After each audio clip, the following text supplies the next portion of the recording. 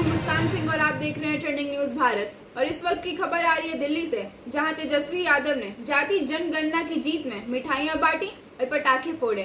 बिहार वापस आकर उन्होंने मीडिया से क्या बातचीत की, आइए जानते हैं इस वीडियो में। कि जातीय जनगणना को लेकर के आज हम लोग कर रहे हैं और आज जो हम लोगों की बरसों पुरानी जो मांग रही, जिसकी लड़ाई हम लोगों ने सड़क, सदन, कोर्ट तक अभी भी हम लोग हम करते हैं। आज हम लोगों के बातों पर जो है और हम लोगों के मांगों पर हम लोगों का जो मुख्य लड़ाई रहा, आज उस पर केंद्र सरकार को भी झुकना पड़ा और केंद्र सरकार ने निर्णय लिया है कि जो अगला सेंसस होगा उसमें जातीय जनगणना को भी इंक्लूड किया जाएगा। हालांकि ये केवल घोषणा है, 21 में सेंसस होना था, कब होगा ये किसी को नहीं पता है, लेकिन जो परिसीमन है उससे पहले जो है सेंसस कराना होता है। तो उम्मीद है कि ये परिसीमन से पहले ये सेंसस कराएंगे और सेंसस में जातीय जनगणना का भी एक कॉलम जो है जात का भी होगा। जो लोग हम लोगों पे आरोप लगाते थे जातिवादी लोग हैं, जात पात फैलाता है, आज उन सभी के मुंह पर जो है तगड़ा तमाचा जो है लगा है। और ये जब तक हम लोगों को साइंटिफिक डेटा नहीं पता चलेगा पूरे देश की आखिर स्थिति क्या है, तब तक हम उन समाज, जो पिछड़ा समाज, जो गरीब, वंचित, शोषित जो लोग हैं, उनको हम लोग मुख्य धारा में नहीं ला सकते। गरीब कौन है, मजदूर कौन है, कचरा कौन साफ करता, ठेला कौन चलाता है, नाला कौन साफ करता है, दिहाड़ी मजदूर कौन है, और यही नहीं कौन भूमिहीन है, कौन कितना पढ़ा लिखा है, क्या किसको कितना सरकारी नौकरी है, किस जाति है। जब तक ये नहीं पता चलेगा तब तक आप जो है लोगों के साथ इंसाफ नहीं करता है।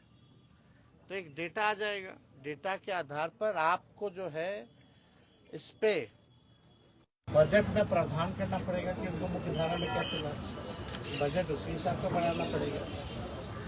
अब भाजपा के लोग को, अब बिहार का चुनाव है, स्वाभाविक है, तो आएंगे कूद कूद करके कि हमने कराया, मोदी जी ने कराया। अरे मोदी जी ने तो कई बार नकारा, लड़ाई तो असली लालू जी ने, हमारे पुरखों ने, समाजवादी ने लड़ने का काम किया है। और भाजपा के लोगों को, एनडीए के लोगों को हम आज थोड़ा क्रोनोलॉजी जो है और इतिहास जो है वो बताना चाहते हैं, इसलिए आप सब लोगों को यहाँ बुलाया गया। 1996 में देवगौड़ा जी के कैबिनेट में ये निर्णय हुआ था कि 2001 का जो सेंसस होगा उसमें जातीय जनगणना जो है कराया जाए। और लालू जी उस समय जनता दल के राष्ट्रीय अध्यक्ष रहे और ये हम लोगों के दल के, हम लोगों के नेता की 96 से ही लगातार जो है मांग थी। कोई माने ना माने, ये इंडियन एक्सप्रेस का ये कटिंग भी है हमारे पास। जब देवगौड़ा ने ये फैसला लिया था, इसमें लिखा है the proposal for a caste based census, a move recently opposed by the Home Ministry, had been on top of the agenda of the 1996 United Front government। तो ये तो तब से ही हम लोगों की थी। और 2001 में कौन प्रधानमंत्री थे, किसकी सरकार थी? तो हम लोगों, बीजेपी की सरकार थी, अटल जी प्रधानमंत्री थे। तो जो हम लोगों का जो कैबिनेट जो डिसीजन था जनता दल का, आपका यूनाइटेड फ्रंट गवर्नमेंट 1996 का, उसको भाजपा की सरकार ने नहीं माना। फिर आप आइए देखिएगा, 26 जुलाई 2015 को लालू जी ने राजभवन मार्च भी किया था और लगातार 2016 से हम लोग 17 सारा लगातार जो है जाति आधारित गणना की जो है मांग हम लोगों ने की। ये उस समय लालू जी का वित्त भी था 2015 का, ये भी पढ़ते मोदी यूएन जाकर मेरे खिलाफ पिटीशन दे, लेकिन मैं गरीबों की लड़ाई लड़ते लड़ते आरक्षण बढ़वाकर जातीय जनगणना के आंकड़े प्रकाशित करवा कर ही दम लूंगा। ये 29 सितंबर 2015 का उनका। और इससे पहले भी आप लोग सब लोग जानते हैं कि यूपीए की सरकार ने 2011 में जो है हम लोगों ने 2010 में लगातार मांग की थी, जिसमें मुलायम सिंह जी भी थे, शरद जी भी थे। तो उस समय जो है ये हुआ था। हालांकि जब बीजेपी की सरकार आई, अरुण जेटली जी फाइनेंस में प्रेस कॉन्फ्रेंस करके कैद जब रिलीज करने का मौका है तो डेटा करेक्ट भी भाजपा के लोग नहीं देते थे। आप लोगों को पता है कि कई बार बिहार विधानसभा से हमारे ही प्रस्ताव को पारित किया गया। जब हम लोग विपक्ष में थे, जातीय जनगणना का प्रस्ताव दोनों सदनों से पास किया गया, 18 में भी, 19 में भी, 20 में भी, 3 बार। और हमारे सुझाव पर ही पहली बार बिहार में सर्वदलीय प्रतिनिधि मंडल 23 अगस्त को प्रधानमंत्री जी से नई दिल्ली मिला। मुख्यमंत्री जी भी थे साथ में। मेरा ही 2 प्रस्ताव था, ये सब लोग चलिए प्रधानमंत्री जी से मिले। जब इन लोगों ने केंद्र पार्लियामेंट में केंद्र मंत्री ने मना कर दिया था कि जातीय जनगणना नहीं कराएंगे, तब हम लोग प्रस्ताव रखे थे। तब हम लोग सब लोग को लेकर के गए थे दिल्ली। और उससे पहले 3 बार तो हम लोग दोनों हाउसों में, लेजिस्लेटिव असेंबली में भी और लेजिस्लेटिव काउंसिल में भी, हम लोगों ने 3 बार सर्वदलीय प्रस्ताव जो है पारित किए करके भेजा था। प्रधानमंत्री जी उस समय भी मना कर दिए। तभी मेरा दूसरा प्रस्ताव था, अगर नहीं कराना है तो राज्य सरकार अपने बलबूते कराएगी। तो आप देखिएगा 10 मई 2020 को हमने एनडीए की बिहार में सरकार को 72 घंटे का अल्टीमेटम दिया था। उस समय आप लोगों को याद होगा 72 घंटे का जो है हमने अल्टीमेटम दिया था कि भाई जब केंद्र सरकार ने मना कर दिया तो राज्य सरकार क्यों देरी कर रही है। तो 24 घंटे के अंदर ही हमको जो है बुला लिया गया और हम सीएम से भी उस समय मिले थे।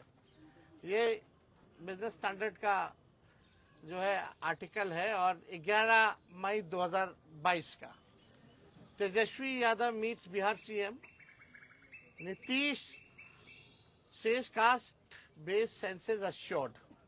इसके बाद हम लोगों ने जो है 11 मई को मुख्यमंत्री से मुलाकात की, क्योंकि 24 घंटे में ही हमको बुला लिया गया जब हम 48 घंटे का अल्टीमेटम दिए थे। तो और 1 जून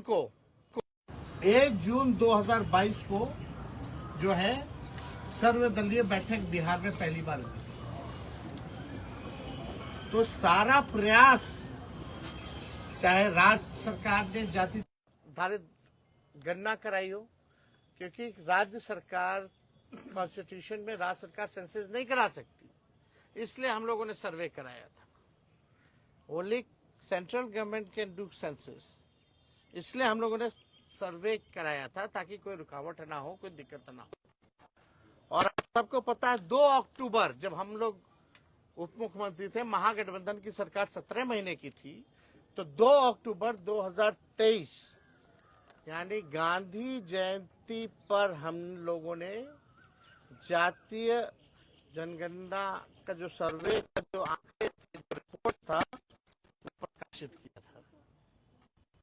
हम लोगों की सरकार में हुआ पहले ही बार। हमारे सांसदों ने लगातार जो है केंद्र सरकार से, पार्लियामेंट में भी कई बार जो है अलग अलग मौकों पर जातीय जनगणना के बारे में पूछा। पहले प्रधानमंत्री जी बोलते थे सामाजिक विद्वेष फैलाना चाहते हैं ये लोग। अब प्रधानमंत्री जी बताएं कौन विद्वेष फैलाना चाहता है, कौन नहीं फैलाना चाहता है। करना वही पड़ा जो हम लोग कराना चाहते थे। ये हम लोगों की ताकत है कि ये काम जो है इन लोगों को करना पड़ा है।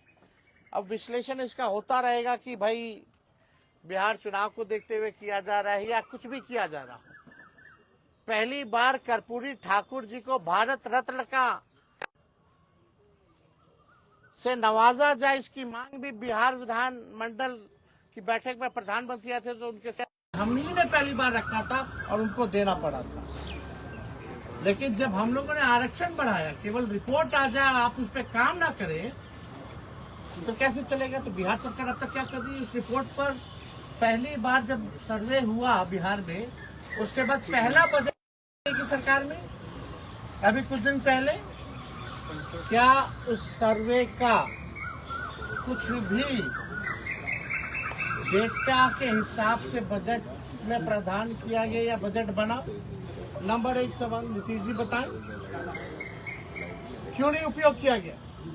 जो शेड्यूल 9 में जो हमारा आरक्षण जो 65% हम लोगों ने बढ़ाया था 17 महीने की सरकार ने, महागठबंधन ने, उस आरक्षण को शेड्यूल 9 में भाजपा के लोगों ने क्यों नहीं रखा? अभी भी हमारी मांग है कि एक दिन विधानसभा चालू कर दीजिए, पार्लियामेंट एक दिन का ऑन कर दीजिए, 65% या 75% करके लाइए। आज हम लोग सब लोग मिलकर पास करते हैं और यहाँ से हम लोग भेज देते हैं केंद्र में, और केंद्र सरकार जो है उसको शेड्यूल 9 में उसी दिन डाल दे। क्या ये करेगी? क्या मोदी जी करेंगे? क्या ये नीतीश कुमार जी करेंगे? करना तो पड़ेगा ही, एक ना एक तो इनको करना पड़ेगा। अब सोचिए, लालू जी की दुर्दशा को देखिए कि भाई 30 साल पहले 96 में जो फैसला लिया गया, आज मोदी जी को अमल करना पड़ता है।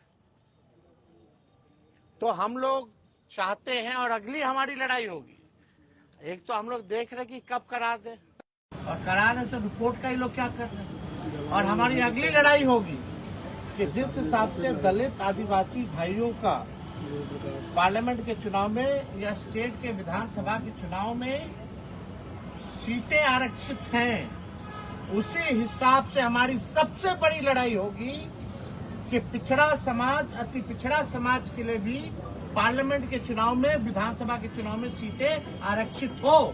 और ये करवा करके ही हम लोग दम जो है लेने का काम करेंगे, और किसी भी कीमत पे इससे हम लोग कॉम्प्रोमाइज नहीं करेंगे। जिसकी हिस्सेदारी है उस हिसाब से लोगों को उनको मान सम्मान जो है, जगह जो है मिलनी चाहिए। तो मेरा सबसे बड़ा सवाल कि शेड्यूल 9 में क्यों भाजपा के लोगों ने अब तक लटका रखा है? नया प्रपोजल लाए, हम लोग पास करते हैं। दूसरा सवाल कि बिहार का जो सर्वे आया जाति जनगणना का, तो एनडीए की सरकार ने उसके अनुरूप बजट जो है क्यों नहीं बनाया? तीसरा हमारी लड़ाई होगी कि पिछड़ा अति पिछड़ों को भी पार्लियामेंट के चुनाव में और विधानसभा के चुनाव में भी सीटें आरक्षित। तो और कोई सवाल अगर आप लोगों का होगा आप लोग। सर 1990 से लालू जी इसकी लड़ाई लड़ रहे हैं, शरद यादव जी नहीं रहे, रामविलास जी की आवाज उठाई, पुरखों की जीत, ये हम लोगों के पुरखों की जीत है, ये समाजवादी नेताओं की जीत है, समाजवाद की जीत है। सर सामने लोगों ने लगातार जो है, हमारे नेताओं ने समय समय पर इसकी लड़ाई, चाहे सड़क हो, सदन हो या कोर्ट कचहरी हो, और आज भी मजबूती के साथ हम लोग लड़ रहे हैं। और हमारे एजेंडे पर ही भाजपा के और एनडीए के लोगों को नाचना पड़ रहा है।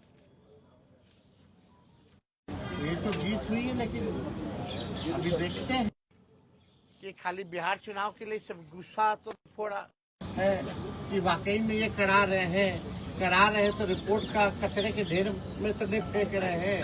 तो हमारी नजर हर एक चीज पे।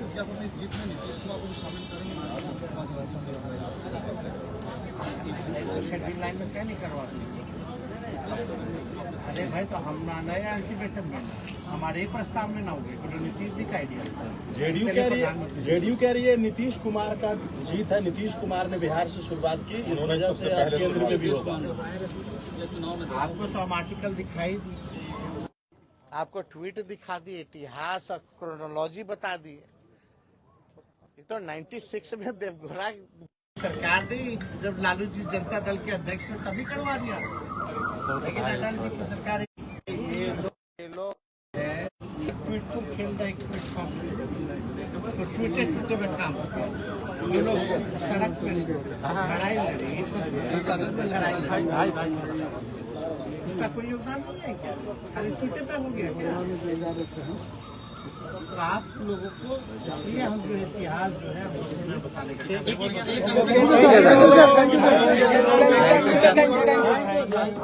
भाई क्या उसको भाई जो भी लड़ाई भी होगी? जो भी बिहार का है तो गौतम भाई भाई हमको प्रेम होता है बढ़ेगी तो बढ़ेगी। ठीक है अंकल जी।